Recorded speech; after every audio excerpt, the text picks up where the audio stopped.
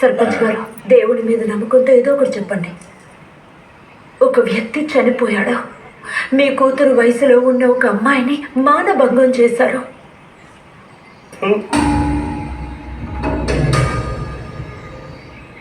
అయితే మమ్మల్ని చేయమంటారు. అంటే ఏంటంటారు? కిసనన్న ఊరికే ఏమీ చచ్చిపోలేదు, ఎవరో అతన్ని చంపేశాడు. ఎంత ధైర్యం ఉంటే నా ముందు అలా మాట్లాడతాను.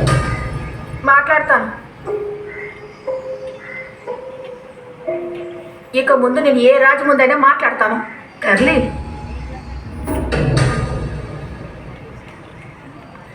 ఏ రైతైతే ఆత్మహత్య చేసుకున్నాడో అతనికి, అతని కూతురికి న్యాయం జరగాలి. ఇంకా అతని కుటుంబానికి కూడా భవిష్యత్తులో జీవించడానికి వాళ్ళకి జీవనాంశం దొరకాలి. అందుకు కావలసిన ఏర్పాట్లు మీరు వెంటనే మొదలు పెట్టాలి. నేను చెప్పదలుచుకున్నది ఇది మాత్రమే. నష్టపరిహారం? అవును. సరే, నాకు ఒక విషయం చెప్పు. నువ్వు ఎక్కడి నుంచో వచ్చి వీళ్ళందరినీ ఎక్కడికి తీసుకొచ్చి ఇన్ని నాటకాలు ఆడుతున్నావే, దీనివల్ల నీకొచ్చే లాభం ఏమిటి? అది ఏమిటో చెప్తే నేను కూడా తెలుసుకుంటాం కదా.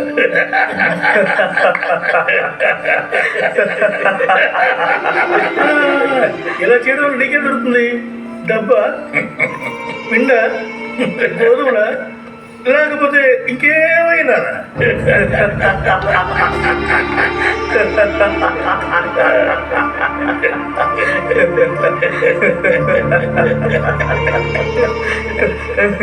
ఈ గ్రామ ప్రజలు ఎలాంటి పరిస్థితుల్లో జీవిస్తున్నారో మీ ఎవరికి తెలీదా?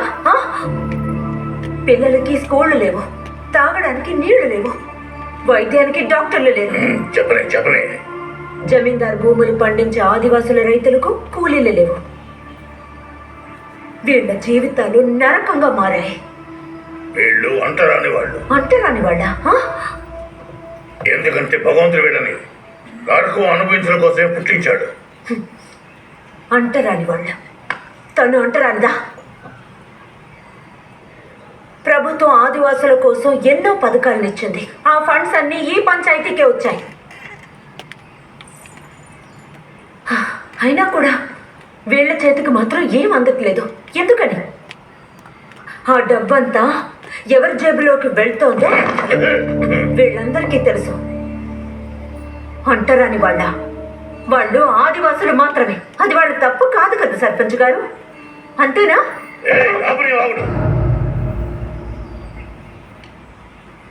మీ అందరూ గుర్తుంచుకోండి, ఇంకొకసారి నష్టపరిహారం అది ఇది అంటే ఈ పంచాయతీ గడప తప్పొద్దు. ఒకవేళ గతి లేని కుక్కలు ఎక్కడైనా చనిపోతే, లేకపోతే ఎవరినైనా మానభంగం చేస్తే వాడు అక్కడే పాతేయండి. ఇప్పుడు అందరూ వెళ్ళండి.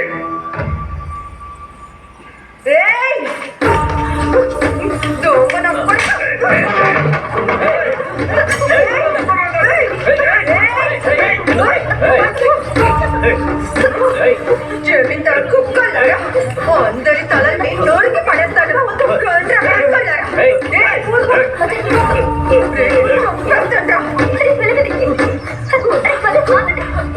మాట విను. వద్దు, పిల్లనివ్వండి.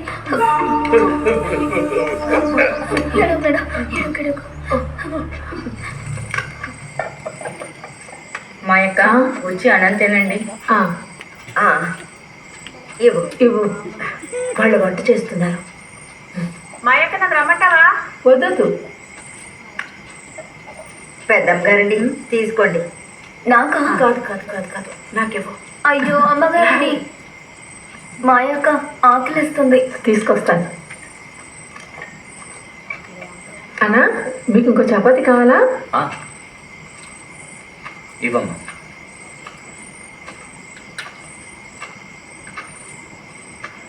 పూర్బా, తిను బాబు, తిను. వద్దా?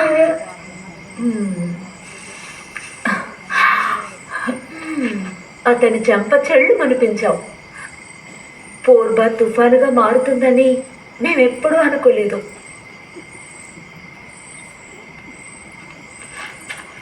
పూర్బా, నీలో నువ్వు ఎప్పుడూ బాధపడుతూనే ఉంటావు. ఎందుకని?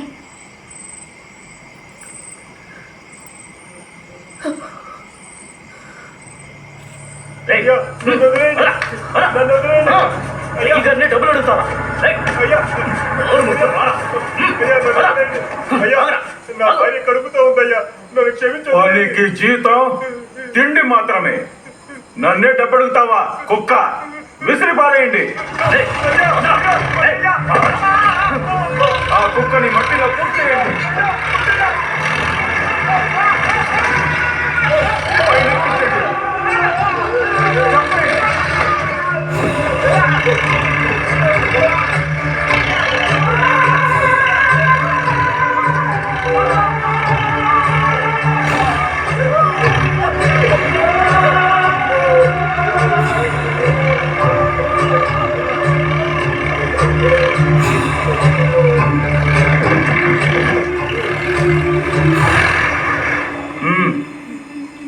వచ్చిన పని అయింది రండ్రా. పదండి.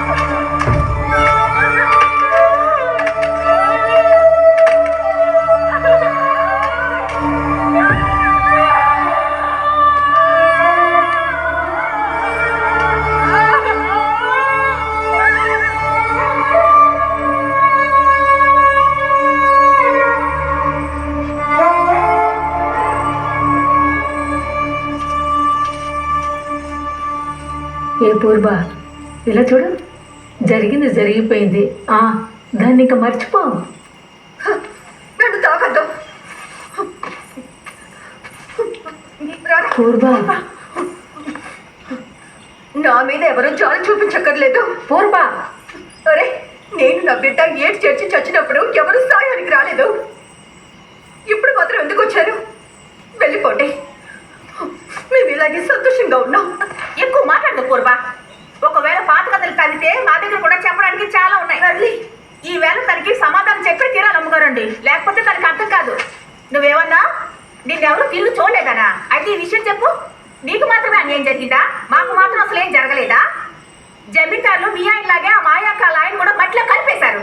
యశోద కూతుర్ని లేపుకెళ్ళిపోయారు. పుష్పకల్లిని తగలబెట్టినప్పుడు నువ్వు ఎక్కడికి వెళ్ళిపోయావు? చెప్పవే, మేము వింటాం. పెద్ద దీనికి అన్యాయం జరిగినట్టు. ఏ పూర్వ, ఇప్పుడు ఎందుకు నోరు మూసుకున్నావు? మాట్లాడు. గ్రామంలో ఎంతమంది కన్నీళ్ళు నువ్వు తుడిచావు? ఈ గ్రామంలో ఎంతమంది చచ్చారు? అప్పుడు నువ్వేమైపోయావు చెప్పు.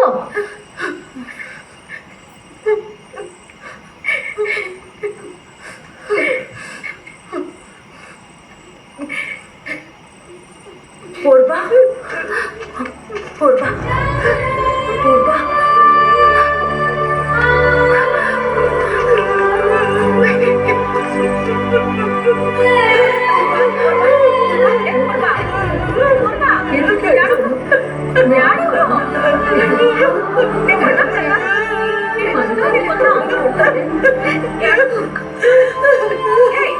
అలాంటి సమయంలో వాళ్ళకి నేను లేకపోతే ఇంకెవరుంటారు ఫాదర్? నాయకుల దగ్గర నేను సహాయం కోసం ఎంతో ప్రయత్నించాను, కానీ ఏం ప్రయోజనం లేదు.